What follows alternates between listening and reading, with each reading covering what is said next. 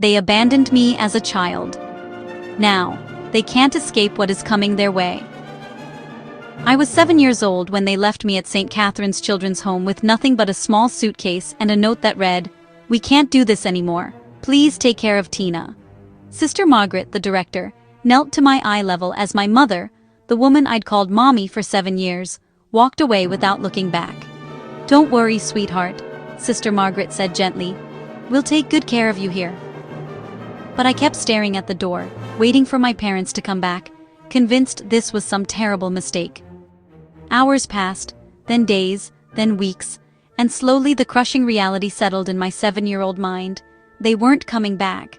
"Why don't Mommy and Daddy want me anymore?" I asked Sister Margaret through tears that wouldn't stop falling. She held me close and whispered, "Sometimes adults make choices that don't make sense, Tina. But that doesn't mean you're not precious and worthy of love." The other children at St. Catherine's told me stories about parents who promised to return for holidays or birthdays, but never did. "You'll get used to it," said Tommy, a boy who'd been there since he was 4. "After a while, you stop waiting." But I refused to stop waiting. Every visiting day, I'd stand by the window, certain that this time would be different, that they'd realize their mistake and come to take me home. The years at St. Catherine's shaped me in ways I wouldn't understand until much later. Sister Margaret became my anchor, teaching me that abandonment didn't define my worth, even when the pain felt unbearable. "Tina," she'd say during my darkest moments, "you have a strength inside you that will carry you through anything life puts in your path." She encouraged my love of reading, helping me escape into stories where children found their way home or discovered they were special all along. By age 10, I was reading high school-level books, hungry for knowledge that could somehow explain why parents could simply walk away from their children. "You're brilliant, sweetheart," Sister Margaret told me, as I devoured philosophy books and psychology texts from the donated library. "Your mind is your greatest gift. Never let anyone make you feel small because of where you came from." The other children sometimes teased me for being the smart girl who always had her nose to a book, but I understood even then that education was my path to a different life. "Knowledge is power," Sister Margaret explained when I asked why studying mattered so much. "The more you learn, the more choices you'll have. No one can ever take that away from you." At 14, I was placed with the Morrison family, a middle-aged couple who'd been fostering children for over a decade. Linda and Paul Morrison were kind but practical, treating their foster home like a well-run business where children learned responsibility and structure. "Tina, we believe in preparing you for independence," Linda explained on my first day. "You're obviously intelligent, so we'll support your education, but you need to understand that this is temporary." I appreciated their honesty, having learned to distrust promises of permanence. "I understand," I replied. "I'm grateful for the opportunity to be here." Paul worked as an electrician and Linda as a school administrator, and they lived in a modest suburban neighborhood where normalcy felt like luxury after years in institutional care. "Your biological parents signed away their rights years ago," Linda told me matter-of-factly. "You're free to pursue adoption if you choose, but most teenagers prefer to focus on preparing for adulthood." I nodded, though part of me still held on to hope that my real parents might return. "Do you ever wonder about them?" Linda asked gently. "Every day," I admitted, "but I've learned that wondering doesn't change anything." High school became my proving ground, where I channeled the pain of abandonment into academic achievement that startled teachers and counselors. "Tina, your test scores are remarkable," said Mrs. Patterson, my guidance counselor, reviewing my junior year results. "You're testing in the 99th percentile across all subjects. Have you considered early admission to university?"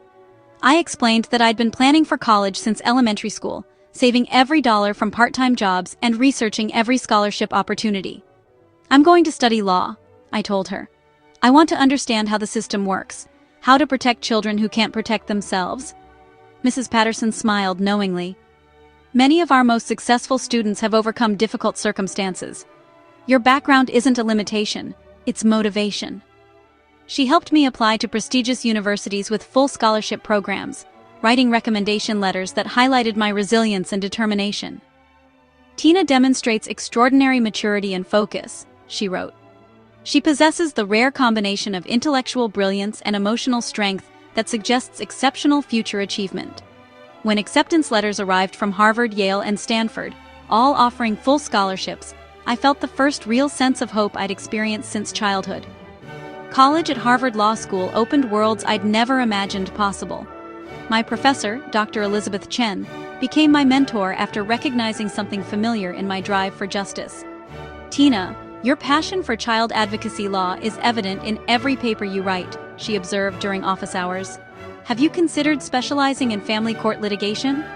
I explained my background and my determination to prevent other children from experiencing abandonment without legal protection. "The system failed me," I told her. "Parents can simply walk away without consequences, leaving children to wonder what they did wrong." Dr. Chen nodded thoughtfully. "That sense of injustice can fuel important legal work, but you'll need to process your personal experiences to be effective professionally." She recommended therapy alongside my academic studies, helping me understand that healing and advocacy could work together. "The lawyers who make the biggest difference are often those who've experienced the problems they're fighting to solve," she explained. "Your background isn't something to overcome, it's your qualification for this work." My therapist, Dr. Sarah Williams, helped me unpack decades of questions about abandonment and self-worth. "Tina, children who are abandoned often blame themselves," she explained during our early sessions, "but abandonment says nothing about the child and everything about the parent's limitations." Through months of difficult conversations, I began to understand that my parents' decision reflected their own failures, not mine. "You were 7 years old," Dr. Williams reminded me repeatedly. "Nothing you could have done would have justified abandonment. Nothing you could have changed would have prevented their decision." Slowly, I began to separate my identity from their actions, though the questions remained. "Do you think I'll ever stop wondering why they left?" I asked. "Wondering is natural," she replied, "but you can wonder without self-blame. You can seek answers without seeking validation." These sessions taught me that my drive for justice wasn't just professional, it was personal healing disguised as career ambition. By my third year of law school, I was clerking for Judge Patricia Rodriguez in family court, witnessing daily the consequences of parental abandonment and neglect. "Tina, your understanding of these cases is remarkable," Judge Rodriguez commented after I'd prepared a particularly thorough analysis of a custody dispute. "You see angles that seasoned attorneys miss." I explained that my perspective came from experience that most lawyers couldn't understand. "I know what it feels like to be the child whose interests get lost in adult decisions," I said. "That gives me insight into what really matters in these cases." Judge Rodriguez became another mentor, teaching me how passion could be channeled into an effective legal strategy. "The best family court lawyers are those who remember that every case involves real children whose futures hang in the balance," she told me. "Your background gives you credibility that no amount of legal education can provide." She recommended me for a position at Morrison & Associates, one of Boston's most prestigious family law firms, where I could begin building a practice focused on child advocacy. At Morrison & Associates, I quickly gained a reputation for meticulous case preparation and fierce advocacy for vulnerable children. My supervising partner, David Morrison, no relation to my former foster parents, was impressed by my dedication and insight. "Tina, your success rate in custody cases is remarkable," he noted during my 6-month review.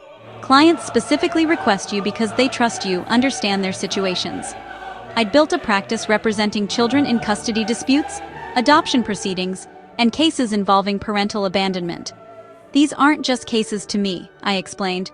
"Every child I represent reminds me of myself at 7 years old, wondering why the people who were supposed to protect them failed to do so." David nodded approvingly. "That passion translates into results. You've won cases that other attorneys considered unwinnable." He offered me a partnership track, recognizing that my unique background and legal skills made me invaluable to their practice. "You're not just practicing law," he observed. "You're practicing justice." 10 years into my legal career, I'd established myself as one of Boston's leading child advocates, with a practice that attracted national attention for groundbreaking cases in parental rights and child protection. My apartment overlooked the harbor, furnished with the kind of quality pieces that represented stability I'd never known as a child. More importantly, I'd created a foundation that provided legal services for abandoned children, ensuring they had representation in custody proceedings that previously left them voiceless. "Tina, your foundation has helped over 300 children in its first 2 years," my assistant Jennifer reported during our weekly review. "That's an incredible impact." I'd named it the Catherine Foundation, honoring Sister Margaret's memory after she'd passed away 5 years earlier. "Sister Margaret always said that my experiences would help other children," I told Jennifer. this foundation is how I keep that promise. The work was fulfilling in ways I'd never expected, transforming my own abandonment into a tool for protecting others. The call that changed everything came on a Tuesday morning in March. "Ms. Thompson, this is Detective James Sullivan with the Boston Police Department," the voice said. "I'm calling about a case involving parental abandonment that occurred 25 years ago." My heart stopped. I'd been Tina Thompson since my adoption at 18, legally severing ties to the family name I'd been born with. "How can I help you, Detective?" I managed to ask, though my voice sounded distant to my own ears. "We've reopened several cold cases involving child abandonment, and your name appeared in our files as a victim. We've located the individuals involved and wanted to know if you'd be interested in pursuing charges." The room seemed to tilt as I processed his words. "You found them?" I whispered. "Yes, ma'am. Your biological parents are Karen and Michael Stevens. They live in Springfield under their real names. We have evidence of a pattern of behavior that suggests they may have abandoned other children as well." I gripped my desk phone tighter, 25 years of questions suddenly demanding answers. Detective Sullivan explained that my parents had been investigated as part of a broader inquiry into illegal adoption schemes and child abandonment. "Ms. Thompson, we discovered that Karen and Michael Stevens received payments for surrendering you to St. Catherine's," he said, his voice heavy with disgust. "They essentially sold their parental rights while claiming inability to care for you." The revelation hit me like physical violence. I'd spent decades wondering if they'd been young and scared, if poverty had forced their decision, if they'd agonized over leaving me. "They were paid?" I repeated. "My legal training is the only thing keeping me functional." "Yes, ma'am. $5,000 from a private adoption agency that was later shut down for illegal practices. They never intended to return to you." Detective Sullivan continued explaining the investigation, but I barely heard him. My abandonment hadn't been about inability or desperation. It had been a business transaction. "Would you like to meet with me to discuss your options?" he asked. "Yes," I said automatically.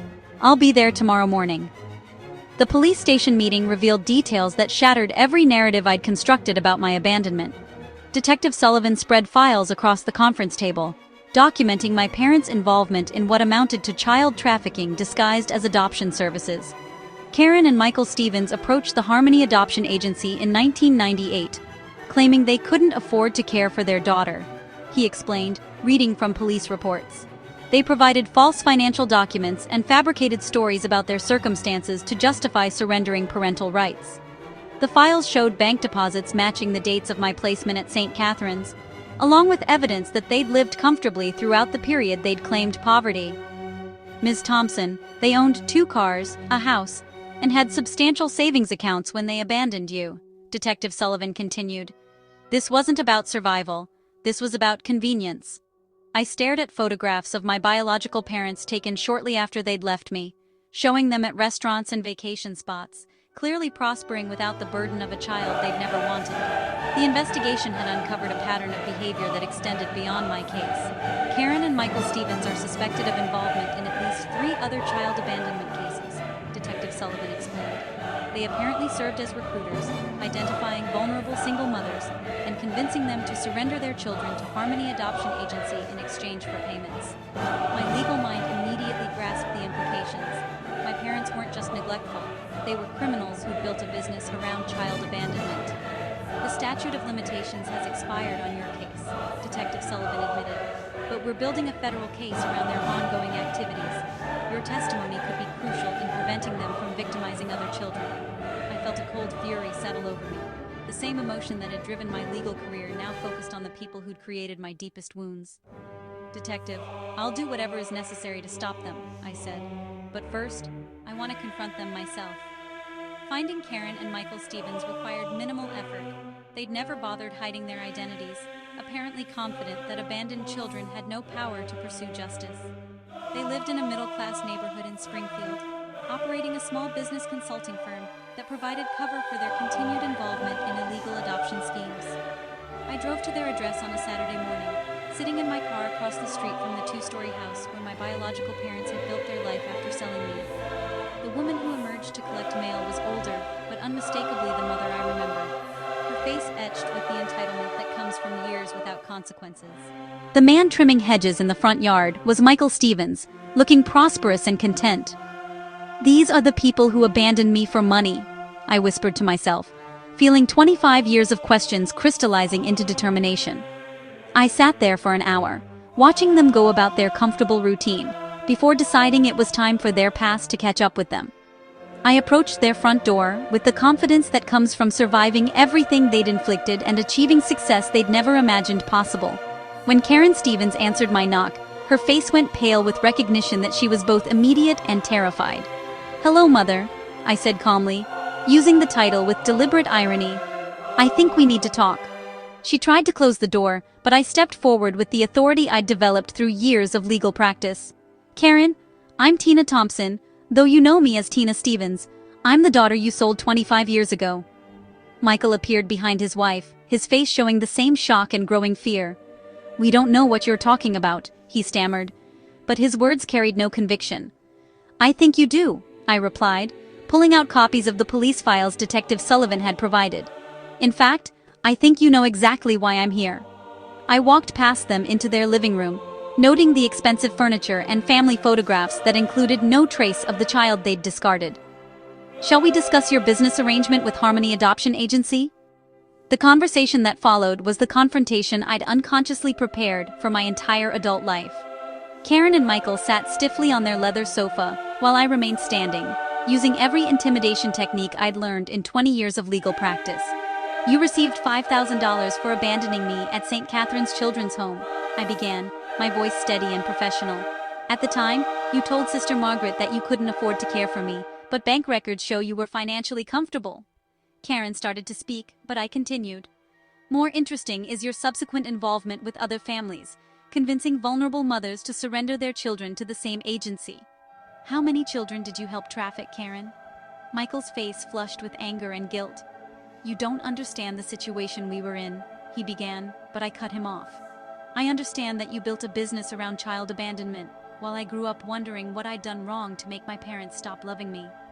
The pain in my voice was real, but so was the power that came from finally confronting the source of my deepest wounds.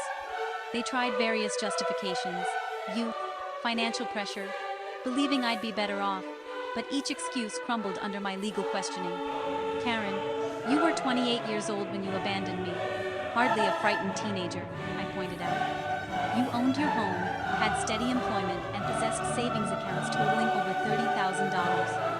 I spread bank statements across their coffee table like evidence in a courtroom.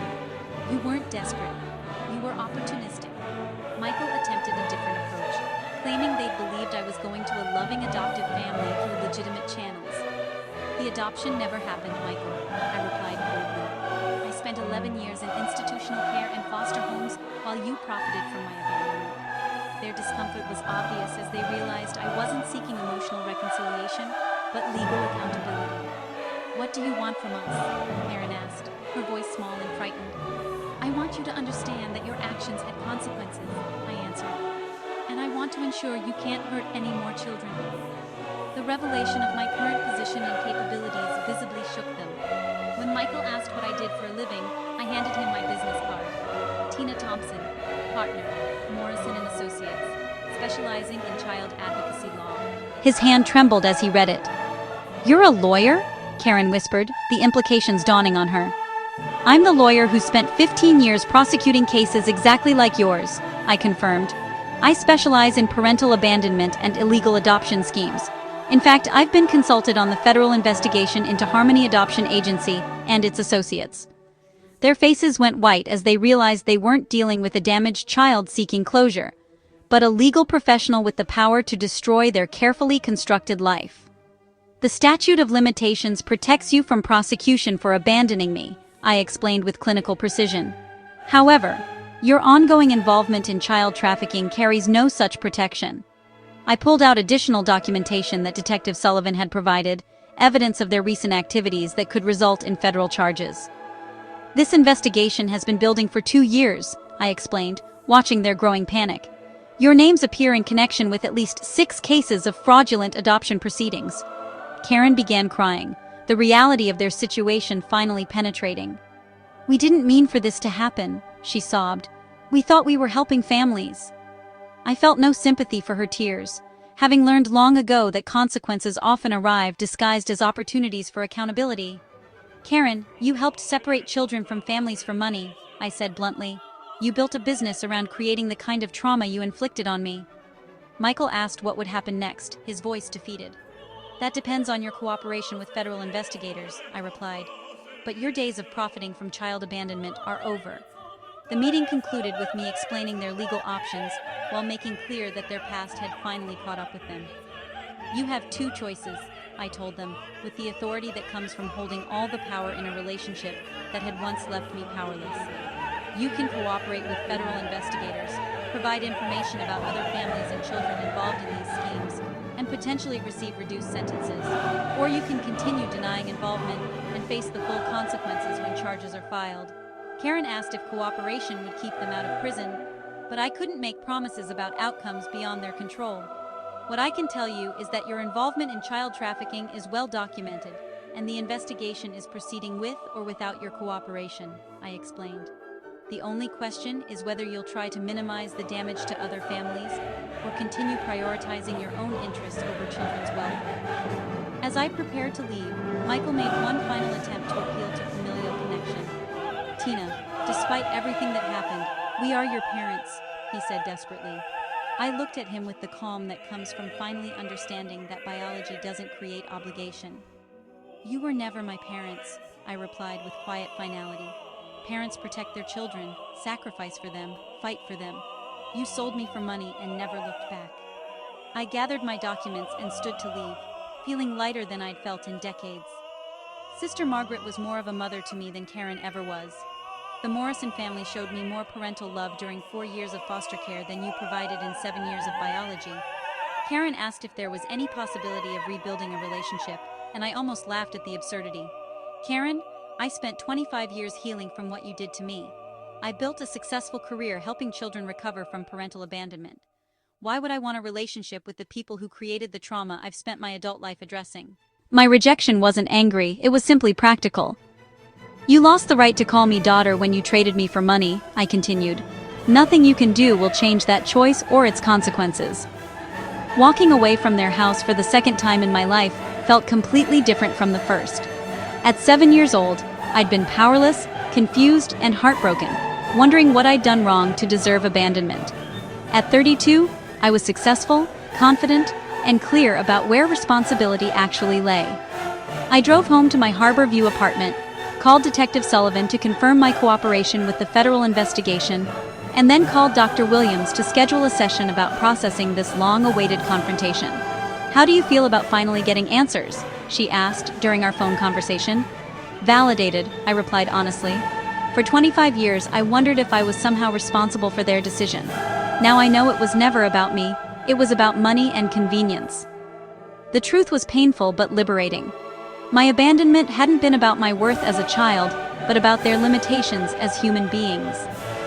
6 months later, federal charges were filed against Karen and Michael Stevens, along with 12 other individuals involved in the illegal adoption network. Their cooperation with investigators had been minimal and self-serving, focused more on reducing their own sentences than helping other victims. The trial received significant media attention, particularly when my role as both victim and prosecutor became public knowledge. Former abandoned child now prosecutes parents for child trafficking, read headlines in major newspapers. I testified about my experiences and the broader implications of their crimes, using my legal expertise to help federal prosecutors build an airtight case. Ms. Thompson, the federal prosecutor asked during my testimony, how would you describe the impact of parental abandonment on a child's development? I looked directly at Karen and Michael, seated at the defendant's table, as I answered. Abandonment teaches children that they're disposable, that love is conditional, that they must be fundamentally flawed to deserve rejection by the people supposed to protect them. The trial's conclusion brought a sense of justice I'd never expected to experience. Karen Stevens was sentenced to 8 years in federal prison for child trafficking and fraud. Michael received 6 years for his supporting role in the operation. Both were ordered to pay restitution to victims and banned from any involvement in adoption or child care services. Judge Patricia Hoffman, who presided over the case, addressed them directly during sentencing. Karen and Michael Stevens, you exploited the most vulnerable members of our society, children, for financial gain, she stated.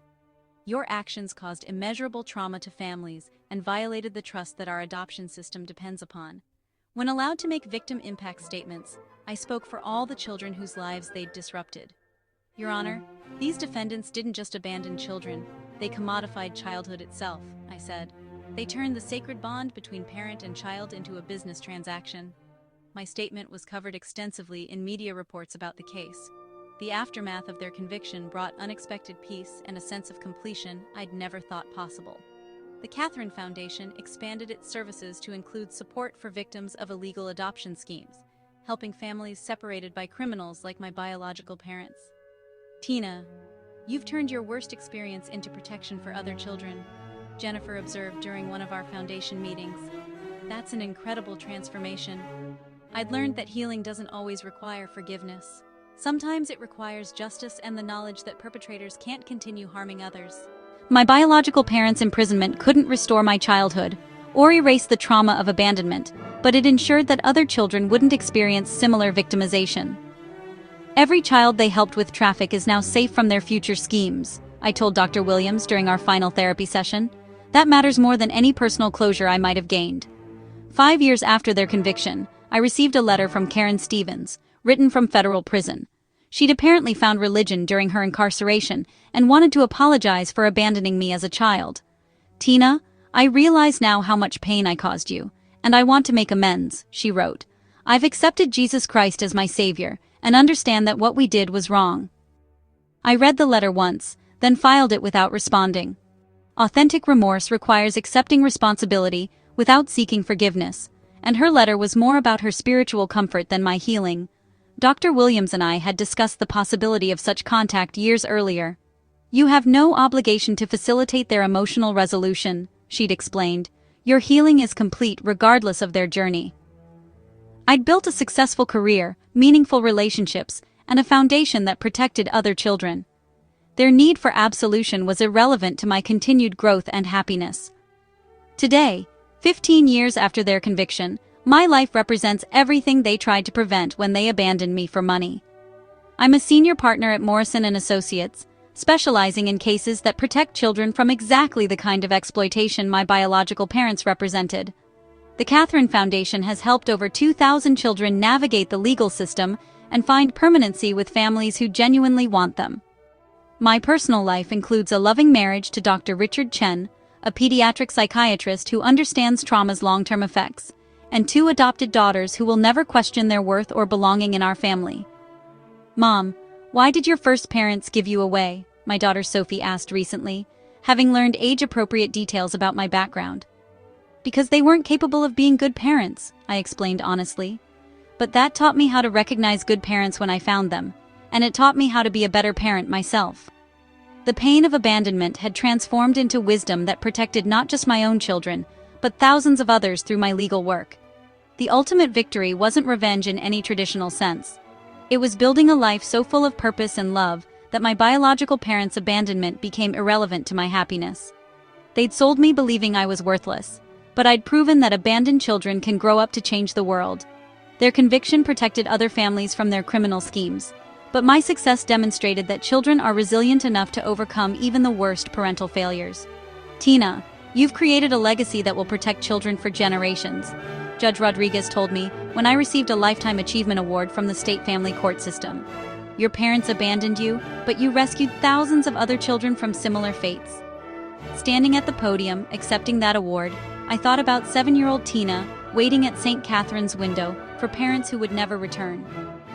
That little girl could never have imagined the woman she'd become, or the impact she'd have on protecting other children from abandonment. They'd left me believing I was disposable, but I'd built a career proving that every child has immeasurable value.